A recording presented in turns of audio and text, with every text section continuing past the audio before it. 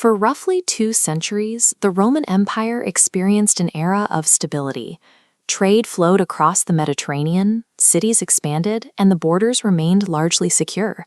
To those living during this Pax Romana, the state felt permanent. But that peace did not slowly fade. It broke. Between 235 and 284 AD, the empire entered 50 years of internal collapse known as the Crisis of the 3rd Century. The central failure was the breakdown of imperial succession. Without a clear system for transferring power, ambitious military commanders began using their own provincial legions to seize the throne by force.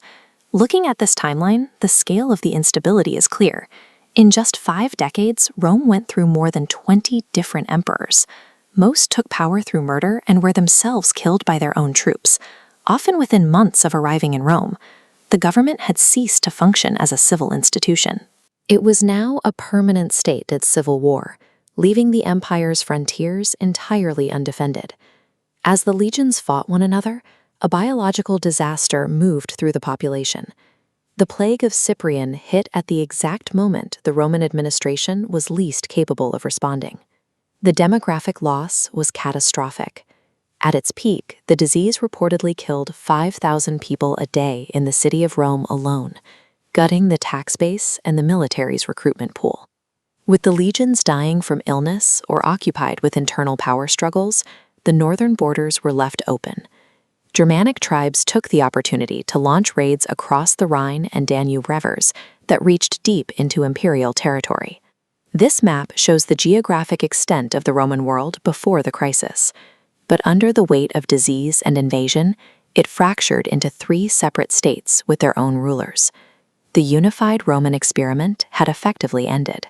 In 284 AD, an officer named Diocletian took control and realized that the empire had become too large for one person to manage.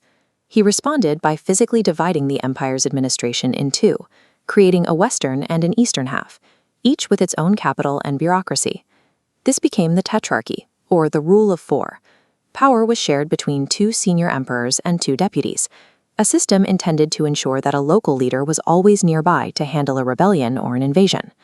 The system temporarily stopped the collapse, but it relied entirely on Diocletian's personal ability to intimidate his colleagues into cooperating.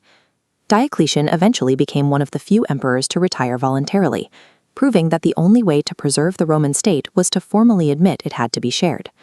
Once Diocletian left power, the shared system immediately broke, and the rival leaders returned to open civil war. Out of this conflict emerged Constantine. His path to total control was decided in 312 AD at the Battle of the Milvian Bridge. Before the battle, Constantine reported seeing a Christian symbol in the sky. He ordered his soldiers to paint that symbol on their shields, choosing to fight under the banner of a faith the state had previously tried to destroy.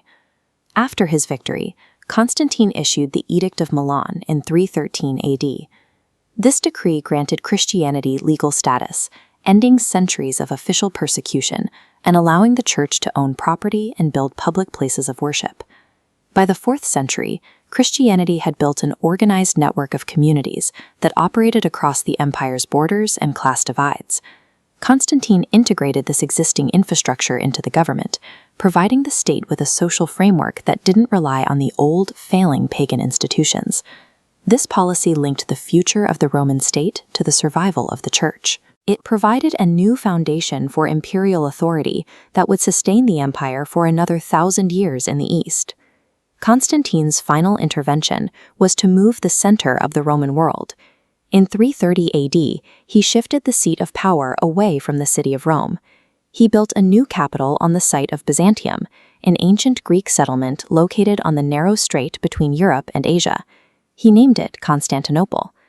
The map shows how the new capital sat on a strategic bottleneck. From this point, the government could control the flow of trade between Europe and Asia, while keeping the army closer to the wealthier, more populous eastern provinces. This move ensured the survival of the East, but it left the city of Rome and the western provinces isolated. While the East thrived, the West was left to face a flood of migrating tribes with a shrinking budget and a depleted military. The Roman Empire survived its greatest crisis, but it did so by changing into something unrecognizable. It sacrificed its founding city and original traditions to live on as an Eastern Christian power. If you enjoyed this look at Rome's transformation, please like the video and subscribe for more stories from the past.